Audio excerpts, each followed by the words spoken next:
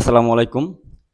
আজকে আমরা একটা আমাদের যে ক্লাস সেই ক্লাসের একটা টপিক নিয়ে আপনাদেরকে একটু ইনফরমেশন দিব এবং আমি মনে করি এইটা আমার কাছে একটা অটোমেশন মানে অটোমেশন কোর্সের একটা ক্লাস হলো অথবা ইলেকট্রিক্যাল অটোমেশন যে কোর্সটা আমাদের ইনক্লুড একসাথে এইটার একটা ক্লাস হলো। আপনাদের কাছে এটা নতুন হবে, দেখা যায় অনেক সিনিয়র যারা আছেন দেখা যায় অনেক দিন যাবত জব করতেছেন বাট এই ধরনের কাজের সাথে এখন সম্পৃক্ত হননি, তাদের জন্য পুরোপুরি ইনফরমেশনটা নতুন হবে এবং আপনারা যদি এই কাজটা আজকে বুঝতে পারেন আমার মনে হয় নেক্সট ইয়ার আপনারা এই কাজটা বিহীন কোনো প্যানেল করবেন না। ওকে, তো এই কাজটা শিখতে হলেও আপনাকে যেটা করতে হবে সেটা হলো এই কাজটার গুরুত্ব জানতে হবে।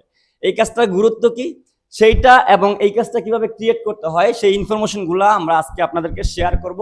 ওকে, তো এইখানে আমরা কাজটা কি দেখব, আমাদের এই কাজটা হলো কি কি এইটা আমাদের কি কাজ, আমাদের যে মেশিন থাকে আমরা যখনই কোনো প্রোডাক্ট, কোনো ধরনের কম্পোনেন্ট, কোনো ধরনের ডিভাইস, অনেকগুলো ইলেকট্রিক্যাল মালামাল মিলিয়ে যখন আমরা একটা প্যানেলের ভিতরে সাজাই তখন এটাকে মেশিন ক্রিয়েট করা বলা হয়। হ্যাঁ, তো মেশিন যখন আমরা ক্রিয়েট করি অবশ্যই মেশিনের একটা অপারেশন থাকে, সেটা মেশিন যেরকম হোক, হোক এটা হিটার, হোক এটা রান্নাঘরের চুলা, হোক এটা কোনো ধরনের কেমিক্যাল বানানো মেশিন, হোক কোনো ধরনের কাপড় বানানোর মেশিন, প্লাস্টিক বানানোর মেশিন, ব্রাশ বানানোর মেশিন, জুতা বানানোর মেশিন, যাই হোক প্রত্যেকটা মেশিনের কিন্তু আলাদা আলাদা কি থাকে, আলাদা আলাদা তার ডিজাইন এবং তার অপারেশন থাকে। মানে মেশিন সবসময় প্রোডাক্ট যে বানাবে সেই প্রোডাক্টের উপর নির্ভর করে তাকে ক্রিয়েট করতে হয়। এইটা হলো একটা ইঞ্জিনিয়ারের কাজ। এখন আপনি ইঞ্জিনিয়ারিং কমপ্লিট করতেছেন, ইঞ্জিনিয়ারিং কমপ্লিট করে আপনি অলরেডি ইন্ডাস্ট্রিতে যাচ্ছেন, এখন আপনি ইন্ডাস্ট্রি বেছে নিবেন কোনটা,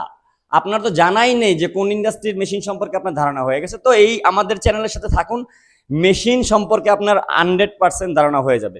ওকে, তো এইখানে দেখেন আমরা দেখব কি মেশিনের কাজের সিকোয়েন্স, ব্যবহারের সূত্র, অপারেশন সিস্টেম নিয়ে মেশিন অ্যালার্ম এবং রিসেট সিগন্যাল বুঝতে পারা এবং রিসেট বাটন ব্যবহার। ওকে, এখন এই যে সহজ জিনিসটা এইটাকে যদি আমরা আরো সহজ করে অথবা মেশিনের ভাষায় শিখতে যাই তাইলে হবে কি automatic parameter initialisation when power on. Okay, এখন এইটার অর্থটা হলো গিয়ে এইটার অর্থটা হলো গিয়ে কি, এইটার অর্থ হলো যে আপনি মেশিনকে মেশিন চালু করার পূর্বে মেশিনকে পজিশন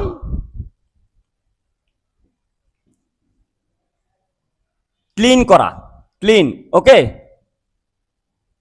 পজিশন ক্লিন করা। এইটা যখনই আপনি করবেন তখন আপনার মেশিন যেই অবস্থায় থাকুক তার যেই অপারেশনের যেই সিস্টেম বা তার যেই অপারেটিং যেই ডিজাইন করা হয়েছে ঠিক সেই জিরো থেকে শুরু করে কাজ শুরু করবে।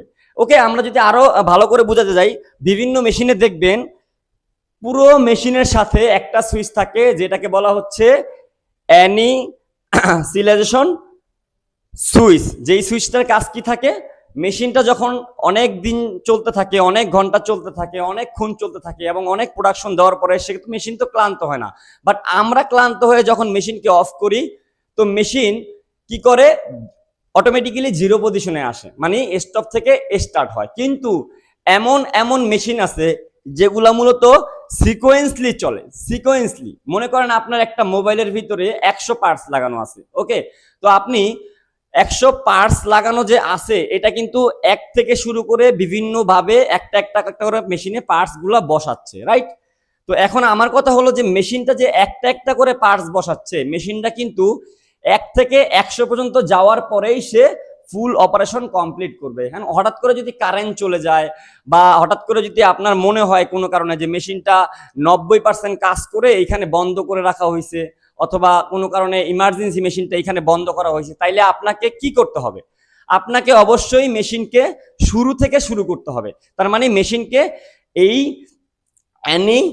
ইনিশিয়ালাইজেশন করতে হবে, করে মেশিনকে ক্লিন করতে হবে, তার যেই ওয়ার্কিং প্রিন্সিপাল সেটাকে ক্লিন করে জিরো পজিশনে নিয়ে আসতে হবে, জিরো পজিশনে নিয়ে আসতে হবে। এই জিরো পজিশনে নিয়ে আসার জন্য আমরা আজকের সার্কিটটাকে ক্রিয়েট করছি এবং কিভাবে এটা কাজ করে সেটা দেখব। ওকে, আশা করি সবাই ভিডিওটা মনোযোগ দিয়ে দেখবেন। আর যারা নতুন ইঞ্জিনিয়ারিং করতেছেন তাদের জন্য বলবো যে আমার চ্যানেলের সাথে থাকলে ইঞ্জিনিয়ারিং কমপ্লিট হওয়ার আগে আপনাদের ইন্ডাস্ট্রি সম্পর্কে ধারণা হয়ে যাবে এবং ইন্ডাস্ট্রিতে মেশিনের যে ইলেকট্রিক্যাল কাজ সেগুলো সম্পর্কে ধারণা হয়ে যাবে। মনে করেন যে আপনি আগামী 5 বছর বা আগামী 3 বছর পরে যা শুরু করবেন কাজ, তার অলরেডি ধারণা আপনি এখন থেকে পাবেন। আর যদি আমি ভুল করে থাকি, আপনার এখানে এই ভিডিওটা এবং সিনিয়র থেকে জুনিয়র অনেকেই দেখেন, আপনি যাকে ফলো করতেছেন সেও এই ভিডিও দেখতেছে এবং আপনি যে শুরু করতেছেন সেও এই ভিডিও দেখতেছেন, তাইলে আপনি অবশ্যই এর কমেন্ট বক্সে গেলে, আশা করি কেউ কমেন্ট না করলেও বাজে কমেন্ট করবে না যারা এটা বুঝে।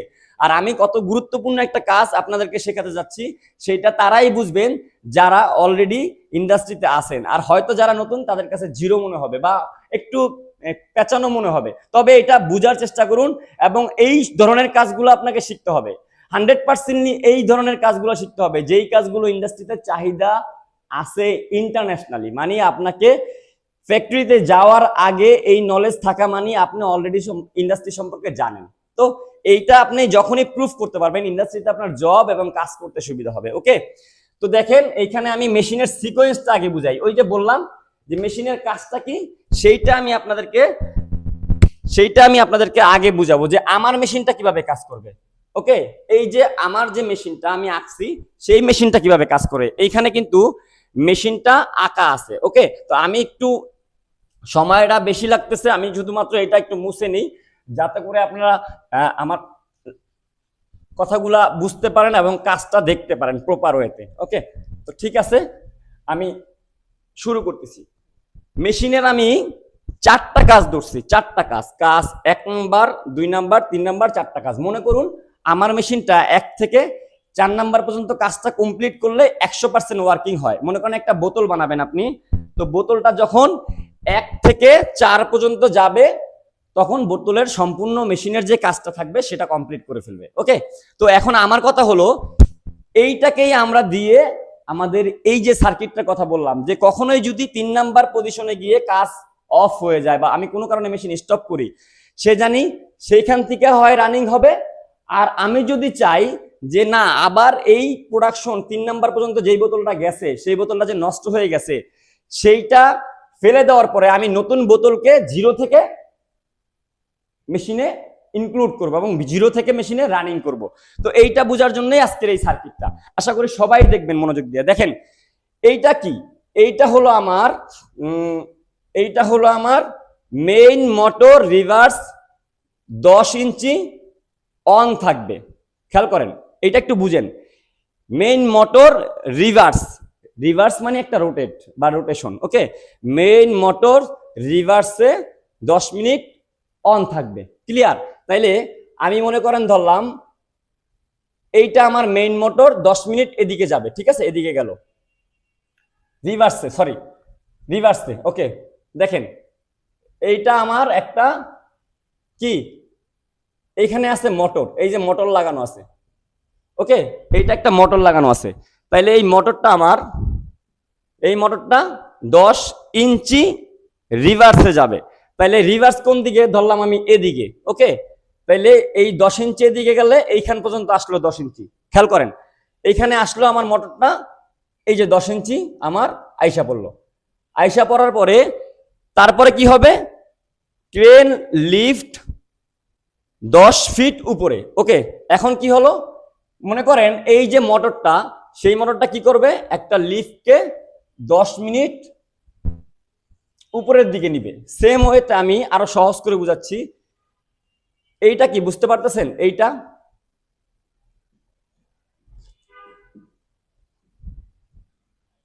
আমি একে দেখাচ্ছি, আরো সহজ করে দেখেন, একটু বোঝার চেষ্টা করবেন। ওকে, এইখানে একটা মোটর থাকবে। মোটরটা কোনটা? এইখানে একটা মোটর থাকবে। মনে করেন এইখানে একটা মোটর থাকবে, ঠিক আছে, এইটা একটা মোটর, এটার সাথে এটা ইনক্লুড আছে। মানে যখনই মোটর ঘুরবে তখনই এইটার ভিতরে একটা শেপ আছে, শেপটা কি করবে, এখান থেকে এদিকে আসা শুরু করবে, আবার যখন রিভার্স ফরওয়ার্ডের দিকে যাবে তখন মোটরটা আবার ব্যাকের দিকে ঘুরলে এখানে আসবে। এই ক্ষেত্রে আমি এইখানে মনে করেন মিডল পয়েন্টে একটা কি ধরলাম, বার ধরলাম, যেটার দ্বারা আমরা বুঝতে পারবো পজিশন। এটা হলো আমার জিরো পজিশন। ওকে, তাইলে আমরা কি করতেছি, প্রথমত মেইন মোটরের রিভার্স 10 ইঞ্চি থাকবে, মানে এই মোটরটা আমাদের কি করবে 10 ইঞ্চি চলবে, তাইলে এইখানে আসবে। ওকে, উদাহরণস্বরূপ 10 ইঞ্চি চলার পরে তারপরে কি লেখা আছে, ক্রেন লিফট মোটর 10 ফিট উপরে উঠবে। মনে করেন যে এইটা হলো উপরের দিক, এখন এইখানে একটা মোটর আছে, এই মোটরটা এদিকে যখন ঘুরবে তখন এইখানে নিচের দিকে কি করবে, আমার একটা ক্রেনের যে লক, আমাদের যে হাতটা, এই হাতটা মনে করেন আমার নিচের দিকে নামবে, তাহলে এই মোটরটা 10 মিনিট কি করবে, নিচের দিকে নামবে, কারণ এইখানে একটা প্রোডাক্ট আছে, এই প্রোডাক্টটাকে কি করতে হবে, লিফটের ক্যারিং করতে হবে। তাইলে এই ক্রেনটা কি করতে হবে, ক্যারিং করতে হবে। তাইলে এখানে এই মালামালটা আছে, এখন এটাকে ধরার জন্য কিন্তু একটা সিলিন্ডার প্রয়োজন পড়বে, লক করার প্রয়োজন পড়বে। ওকে, তাইলে দেখেন কি হলো, তারপরে 3 নাম্বার অপারেশন যেটা, সেটা হলো হ্যান্ড লক সিলিন্ডার অন হবে। মানে এই যে এখানে তো নামলো, নামার পরে মালটাকে ধরতে হবে না, ধরার জন্য লক করার জন্য আমরা যেমন এই কলমটাকে ধরে রাখছি, আমরা তো প্রথমে হাতটা এখান থেকে এখানে নিছি, পরে নেওয়ার পরে এটাকে ধরতেছি না, এই ধরাটাকে বলা হচ্ছে হ্যান্ড লক সিলিন্ডার অন হবে। তাইলে আমার এটাকে ধরা হইলো। এখন কি হবে লেখা, তারপরে 4 নাম্বারে যেটা আসবে সেটা হলো main motor 10 inch reverse on থাকবে। এটা ছিল ফরওয়ার্ড, এটা রিভার্স, তার মানে মেইন মোটরটা এখন এইখান থেকে আবার 10 ইঞ্চি এদিকে আসবে। তার মানে এই মালটা নিয়ে সম্পূর্ণ এইখানে আইনা একটা টাঙ্কির ভিতরে অথবা যে কোনো একটা জায়গায় রাখবে। এই হলো ক্রেনের কাজ। ক্রেনের কাজ কি, এইখান থেকে সে মালটা নিবে, এইখানে নিয়ে সে ফালাবে। এই কাজটা যখন কন্টিনিউ করতে থাকবে, হঠাৎ করে মনে করেন যে এই ক্রেনটা কি করবে, মালামাল নিয়ে এইখানে যাওয়ার পজিশনেই কারেন্ট চলে গেছে। কারেন্ট চলে যাওয়ার কারণে এই যে মাল সেটা তো ধরে রাখছে, এখন এইখান থেকে এইখানে এসে স্টপ হয়ে আছে। এখন যখন নতুন করে পাওয়ার অফ করে আবার আমি চালু দিব, তখন কিন্তু আমার এই সার্কিটটা আমি দুইভাবে করতে পারি। আমি চাইলে কিছুটা সেমি অটোমেটিক করে কি করতে পারি, এই অপশনটা ব্যবহার না করে আমি এটাকে এখান থেকে আবার শুরু করতে পারি চালু করা, এবং আমার এখানে লিমিট সুইচ ব্যবহার করে আমি এখানে নিয়ে আবার ফেলতে পারি। কিন্তু যদি এমন হয় এখানে কারেন্ট আসার পরে সম্পূর্ণ পাওয়ারটা চলে যায়, তখন আমার এই যে 3 নাম্বার যে কাজটা হ্যান্ড লক, সেটাও ছেড়ে দেয়, ভুলবশত ছেড়ে দিল, তো মালটা কিন্তু নিচে পড়ে যাবে, এবং মালটা চলে যাওয়ার পরে আমার এই বাকি পরের যে কাজটুকু সেটা কিন্তু আর দরকার পড়বে না। সেটা দরকার না পড়ার কারণে আমি কি করব, আমার এই মোটরকে আবার এইখান থেকে চালু করব। এই যে মেইন মোটর রিভার্স 10 ইঞ্চি যাবে, তারপরে লিফটের মোটর 10 ফিট নিচে নামবে বা 10 ইঞ্চি নিচে নামবে, তারপরে হ্যান্ড লক সিলিন্ডার অন হবে, তারপরে মেইন মোটর 10 ইঞ্চি আবার ফরওয়ার্ডে যাবে। এই হলো কাজ। প্রথমে 10 ইঞ্চি রিভার্সে গেল, গিয়ে সে একটা 10 ফিট নিচে নামলো, নেমে একটা মালকে সে ধরলো, ধরে আবার উপরের দিকে উঠে আবার 10 ফিট বা 10 ইঞ্চি পিছনের দিকে আসলো। এই হলো এই মেশিনটার কাজ। এটা একটা লিফট, উদাহরণস্বরূপ বুঝাইলাম, লিফট বলতে ক্রেন। তো এইখানে যদি কখনোই কোনো ভুল হয়, তাইলে আমার এই সম্পূর্ণ সার্কিটটার ভিতরে কি করতে হবে, একটা এই যে ইনিশিয়ালাইজেশন একটা সুইচ রাখতে হবে, যার মাধ্যমে আমি এটা যেই পজিশনেই থাকুক এই পজিশন কন্ট্রোলটাকে ক্লিন করব, এবং আমি কাজটাকে আবার নতুন থেকে শুরু করব। এবং যতবারই মেশিন আমি স্টার্ট দিব বা লিফট চালু দিব, আমার কি জানা আছে লিফটটা মনে করেন অনেক বড়, আমি কি সব জায়গায় গিয়ে ঘুরে দেখতে পারবো কোথায় কোন পজিশনে আছে? আমি যদি একটা সুইচ এখানে বানিয়ে নেই বা ক্রিয়েট করে নেই, সেই সুইচটার কাজ থাকবে কি, আমার ওই পুরো সিগন্যালটাকে চেক করা এবং চেক করে সম্পূর্ণ জিরো পজিশনে নিয়ে আসা, যেখানে যতটুকু চলা সে যতটুকু যেদিকে যাওয়ার গিয়ে জিরো পজিশনে চলে আসবে। তারপরে মূলত আমি আমার মেশিনকে স্টার্ট করব এবং তারপরে মেশিন চলতে থাকবে। আমি চাইলে আর একটা স্টপ বাটন দিয়ে স্টপও করতে পারি। এই হলো এই সুইচটার কাজ। এখন এই একটা সুইচকে ক্রিয়েট করতে হলে আমাদের ট্রেনিং করা লাগবে। আমার জানা নেই যে আর কোথাও এই ধরনের ট্রেনিং করাচ্ছে কিনা। সার্কিট এনওএনসি, যদি আমার চ্যানেলটা অলরেডি পরিচিত না হয়ে যেত তাহলে আমার চ্যানেলের নাম রাখলাম এনওএনসি। যে ওরা ইলেকট্রিক্যাল কাজ করতেছেন তারা জানেন এই এনওএনসির গুরুত্ব কত। ওকে, অটোমেশনের থেকেও বেশি গুরুত্বপূর্ণ হলো এনওএনসি, মানে নরমালি ক্লোজ এবং ওপেনকে ভালো করে বুঝতে পারা। আপনি যদি 1 মাস নরমালি ক্লোজ এবং ওপেনকে বুঝতে পারেন, 1 মাস 10 দিনের মাথায় আপনি নিজেকে একজন ইলেকট্রিক্যাল কি ইঞ্জিনিয়ার দাবি করতে পারবেন প্র্যাকটিক্যালি। মানে মনে করেন আপনার কাছে কোনো ধরনের কাজ জানা নাই, শুধুমাত্র নরমালি ওপেন এবং নরমালি ক্লোজ এই জিনিসগুলো কিভাবে কাজ করে এইটার উপরে নিয়ে আপনি জাস্ট 1 মাস ক্লাস করবেন। 1 মাস 10 দিনের ভিতরে আপনাকে যেই কোনো সার্কিট ক্রিয়েট করতে দেওয়া হবে, যেই কোনো মেশিন ক্রিয়েট করতে দেওয়া হবে, আপনি চ্যালেঞ্জিং করে বলতেছি আপনি পারবেন। এবং আপনি আমাকে জিজ্ঞেস করেন না, আপনি শুধু যায়া যে কোনো আপনার সিনিয়র লোক যারা অলরেডি জবে আছে তাদেরকে জিজ্ঞেস করে না ট্রেনিংটা শুরু করুন, যেইখানেই শুরু করবেন।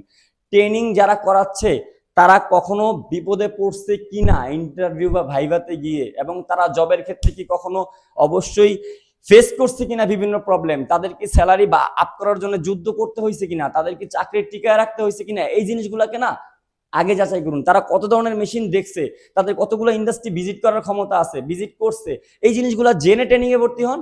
আপনাকে বেস্ট একটা আউটপুট দিতে পারবে। 3 মাস প্রয়োজন পড়ে না, অনেক সময় 3 মাস প্রয়োজন পড়ে না। আর যদি বইয়ের মতো করে প্রাতিষ্ঠানিক শিক্ষার মতো করে শেখানো হয় মুখস্থ বিদ্যা, তাহলে ওই 1 বছরও আপনি একটা কোর্স কমপ্লিট করে চাকরি তো দূরের কথা নিজেকে ইলেকট্রিক্যাল লোকও দাবি করতে পারবেন না। আপনি আমার একটা ভিডিও, এগুলো সব বেসিক ইলেকট্রিক্যাল থেকে শুরু করা হচ্ছে, এগুলা খুব বেশি গুরুত্বপূর্ণ ক্লাস না, যেই জন্য আমি আপনাদের পাবলিশলি আপলোড দিয়ে দেখাচ্ছি। কারণ আমি আমার যেই মূল কোর্স সেটা কিন্তু আমি কাউকে আমার লেআউটও শেয়ার করি না। এর কারণ কি, যাতে অন্য কেউ জানতে না পারে আমি আসলে কি ধরনের কোর্স করাচ্ছি, তো কি কি শিখাচ্ছি এইটা আমি লুকিয়ে রাখতেছি। আর এই ধরনের কাজগুলো আমি পাবলিকলি বুঝাচ্ছি এই কারণে, আমি জানি এই কাজটা যারা অলরেডি সার্কিট ক্রিয়েট করতে জানে তারা চাইলে করতে পারবে, যদি ভালো মানের সার্কিট ক্রিয়েট করার লোক হয়। আশা করি একটু জ্ঞান খাটিয়ে তারপর আপনারা কাজ শুরু করুন, এবং নিজের ক্যারিয়ার শুরু করতে কি করবেন আপনারা পছন্দ করুন। ওকে, ভালো থাকবেন সবাই, দেখা হবে নেক্সট ভিডিওতে ক্লাসের অন্য কোনো টপিক নিয়ে। আল্লাহ হাফেজ।